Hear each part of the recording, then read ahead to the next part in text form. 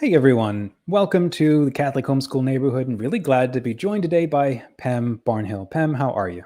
I'm great, Dominic. Thanks so much for having me.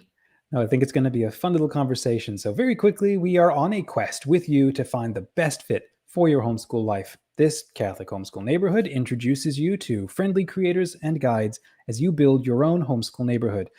I'm your host, Dominic de Souza, a second-gen homeschool dad, and Pam is an award-winning educator, former journalist, and now a homeschooling mom. She is the host of a popular podcast, Your Morning Basket. She's written 2 books, and she lives in the Deep South. Pam, we're glad to have you with us, and we're going to jump into your how you got into homeschooling story in just a second.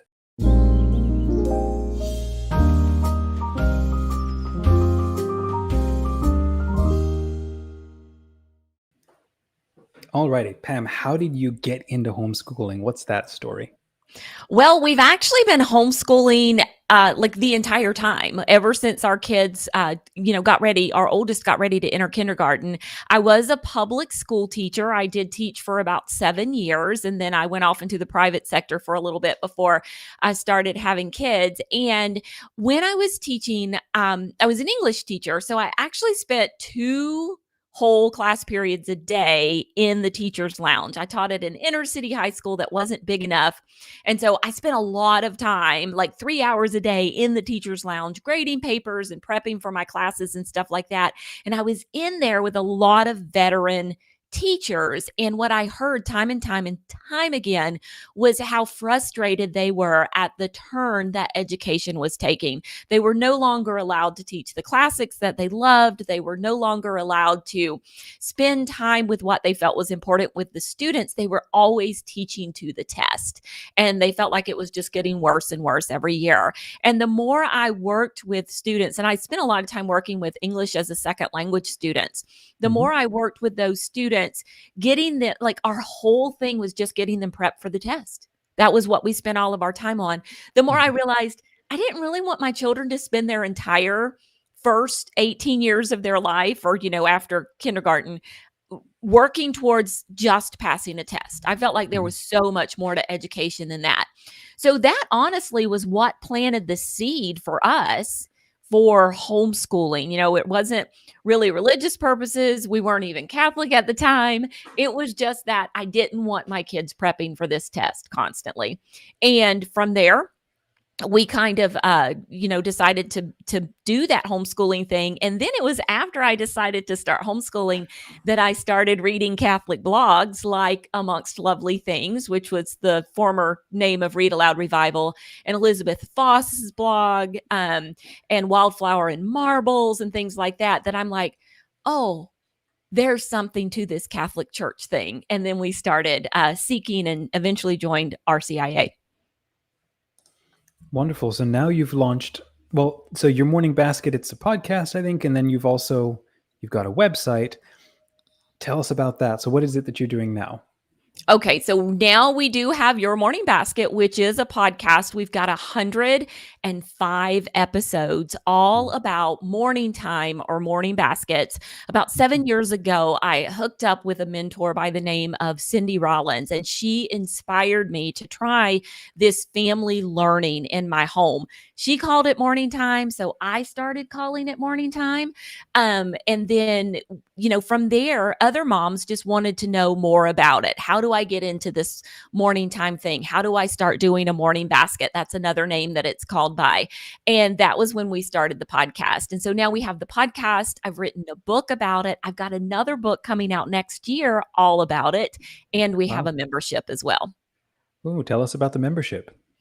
The membership is a place where we can bring together families who are doing this morning time thing. And a lot of times what we have are families like, they want it all, right? They want to do their history with morning baskets. They have large families, and moms are really looking for a way to combine their kids in a lot of these content area subjects. So they're not doing 6th grade history, 3rd grade history, 2nd grade history, but then they also want to do liturgical morning time.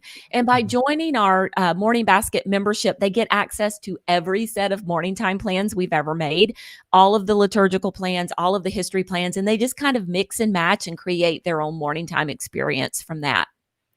So is this a curriculum, like a homeschool curriculum that you're offering? And it's just Yeah, done in a very unique way? yeah, very much so. Very much so. Kind of especially in those elementary grades, it's a great substitute Mhm. for your traditional homeschool curriculum. So we tell Right. our families you could use this for all of your content area studies. We have nature study in the plans, we have history in the plans. So there's your science and history for the elementary grades, and then all Mhm. you really have to add is, writing when they're old enough, handwriting when they're younger, mathematics, and a little bit of English grammar, and you're set. So what is the genius of the morning basket or this morning experience?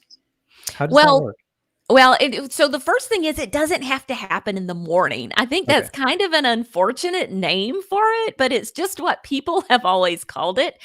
I do like that we do it first thing in our house, but I'm going to Mhm. have to tell you, I've got teenagers, and a lot of days we don't get to it until about 10 a.m. because, I'm having to rouse everybody up and get them started. Mhm. And it's just a great way to add some prayer in your day. We talk about the worship that goes into morning time. This is the place where you can do some of your liturgical practices, but it's also a wonderful kind of efficient use of your time.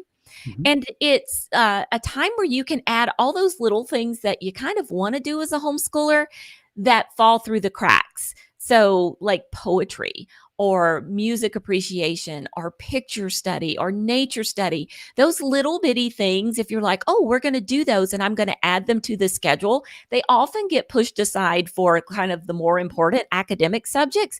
But Right. when you put them all together and lump them together in a basket, they get more weight and they start to stand alone, and they actually start getting done.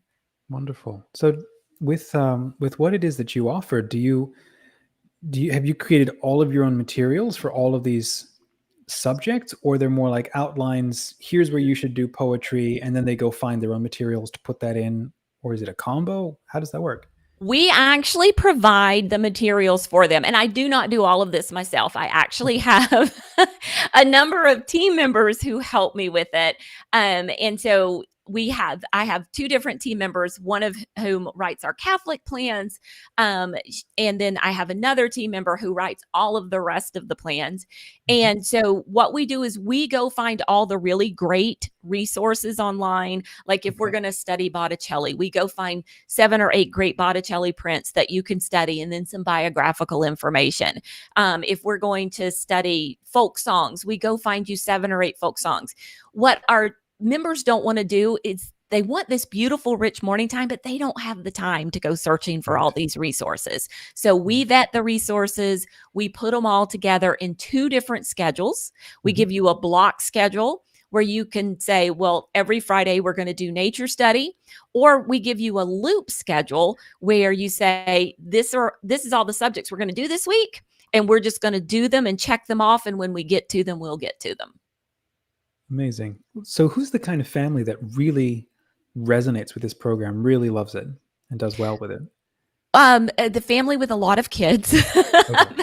A family who, like, we have so many children, and if we put everybody in their own little box with their own little number on it, it's just going to be absolutely crazy making for mom. Okay. And so that kind of family where the mom wants to combine the kids into multiple subjects, Right. like doing all the same subject together. Gotcha. And does it work well for like young families just kind of getting into it with a couple of children, or they've Incredibly been in it for well. a long time? Yeah, Okay. incredibly well, because what you do then is, if you have a bunch of young children, it's the kind of gentle learning that they need. It's very language rich. There's a Mm. high focus on reading aloud to your kids. I mean, I have teenagers and I still read aloud to my kids about an hour every day. Wow. We're doing right now, we're going through Narnia together because we've never been through Oh, the whole series together as a okay. family.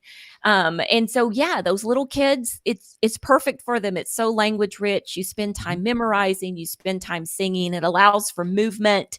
It's wonderful. It's a wonderful way to start your homeschool journey. Mhm. I'm really actually curious when you say it's very interactive. I want to understand that experience. Like somebody gets this. How do you engage the kids across these multiple age groups? Well, the first thing is you allow them to move while you're reading to them. So you're going to spend a lot of time in morning time. They're going to spend a lot of time listening. They're going to spend time reciting. They're going to spend some time looking at pictures. There might be the occasional art project if that's your thing. My Mhm. kids and I kind of stopped doing art projects a few years ago in our morning Okay. time. But what I do is I allow them to move. Now, right now I have kind of 3 lumpy teenagers on the couch, and then one of them might turn flips on the floor, the youngest.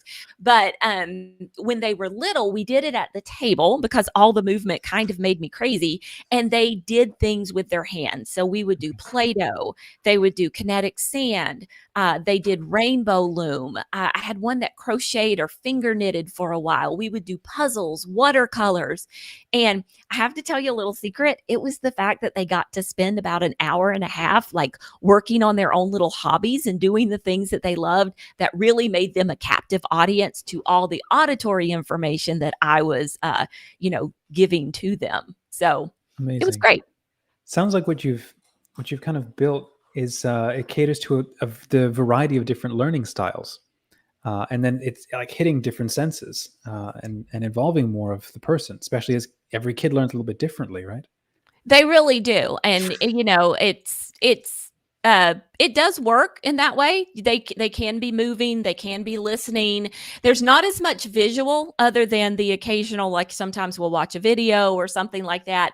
Though I Hmm. will say that there are families who make if they're learning a body of memory work, let's say they're memorizing prayers for first communion year, or they're memorizing a lot of poems or things like that, they'll make a binder copy for each kid in the family. And Okay. this is really helpful for moms who have big kids and little kids, because if mom has to get up and leave the room to kind of deal with some toddler issues or change a diaper, then your older kids can keep the morning time going by having that binder in front of them. So if you have kids who really respond to that visual learning, you can put those materials in a binder and they can all have their own copy. Amazing. Wonderful. Pam, how can people connect with you? Well, they can find me at pambarnhill.com. There you can find the Your Morning Basket podcast. I'm also on Instagram as Your Morning Basket and Facebook as Your Morning Basket as well. Wonderful. And then to wrap up, I mean, I love your theme of finding joy in your homeschool, like you've got on your website. If you were to have 1 minute to share a message from one homeschooler to another, what would you say? I would say just remember that relationships are paramount, and we're always to be seeking truth, goodness, and beauty in our homeschool day. Beautiful. Well, thank you. Thank you for coming on today, Pam. Thanks so much And for then, having me. oh, sure. And for those who watch this, if you enjoyed this, please share it with the one friend that you think would like to see this and learn more about Pam and her work. Then come and join us in the free homeschool community on CatholicHomeschoolCommunity.com. Thanks again. God bless. See you in the neighborhood.